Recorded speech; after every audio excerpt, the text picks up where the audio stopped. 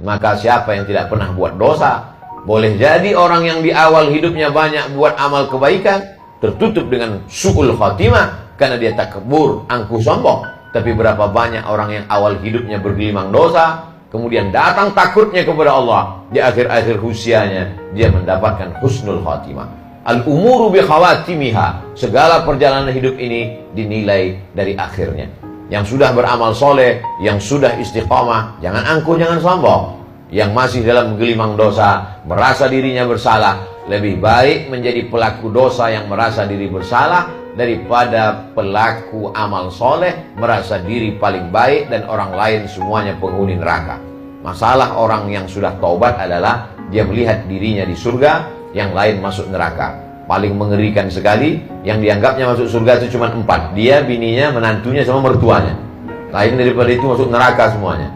Padahal kita tidak tahu, kita hanya berharap rahmat Allah subhanahu wa ta'ala.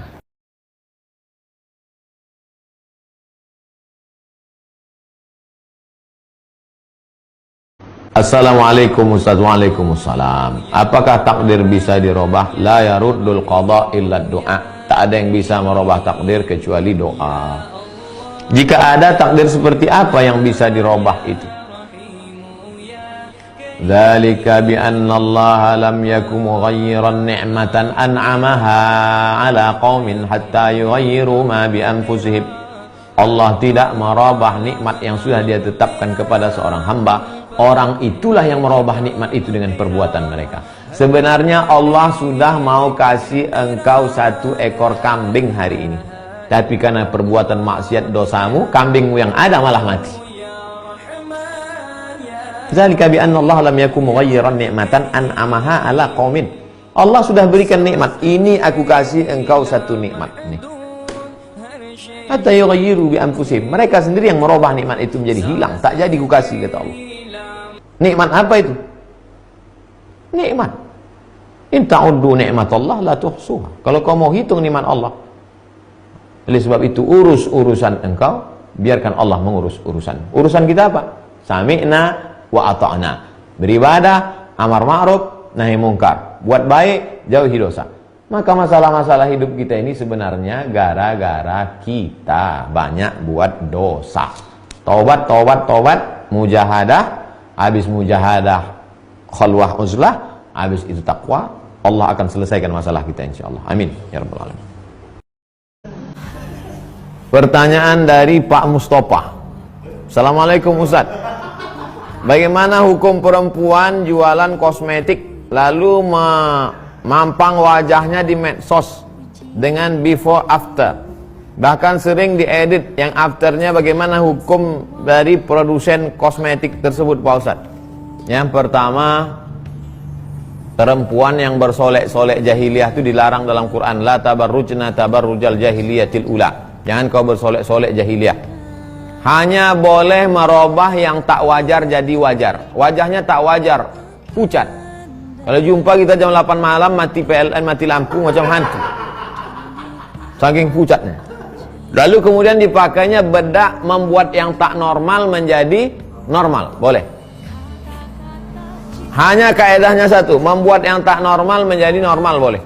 Yang sekarang itu saya tengok bukan membuat yang tak normal menjadi normal. Yang sudah normal menjadi abnormal. Tambah ini ke sini, naik ini kemari, ini disulam ini. Itu dah tak betul lagi. Lalu kemudian foto diedit pula lagi. Itu tak betul. Na'udzubillah. Yang biasa-biasa sajalah. Engkau cantik bukan karena bedakmu, kau cantik bukan karena lipstikmu, tapi cantik karena wudukmu dan tahajudmu dan baca Quranmu. Namanya inner beauty. Kecantikan dari dalam.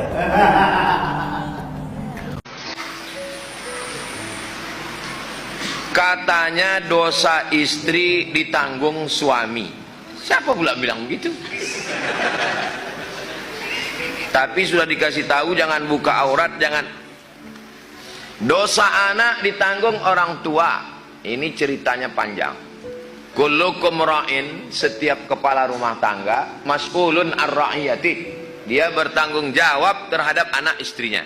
Itulah dalil suami menanggung dosa istri dan dosa anak. Kalau dia tak mengajar istrinya menutup aurat, tak mengajar istrinya sembahyang, tak mengajar mengaji, dia menanggung dosanya. Sudah diajarnya istrinya sembahyang, sudah diajarkan mengaji, dibawakan ustadz, dibawa ke masjid, bininya tak patuh juga, dosa tanggung masing-masing. Wala taziru waziratum wizra ukhra. Anak sudah dimasukkan ke pondok, dikasih makan halal, cakap tak berhenti, tunjuk ajar. Kau jangan bergaul dengan orang tak baik, jangan sampai tak sembahyang, kau nanti sekolah jauh, jangan pacaran, hati-hati. Maka dosa tanggung masing-masing. Tak ada dosa transfer, tak ada dosa jariah. Wala taziru waziratu wizra ukhra. Ayat lain, wa allil insani illa ma sa'a. Orang menanggung dosanya sendiri.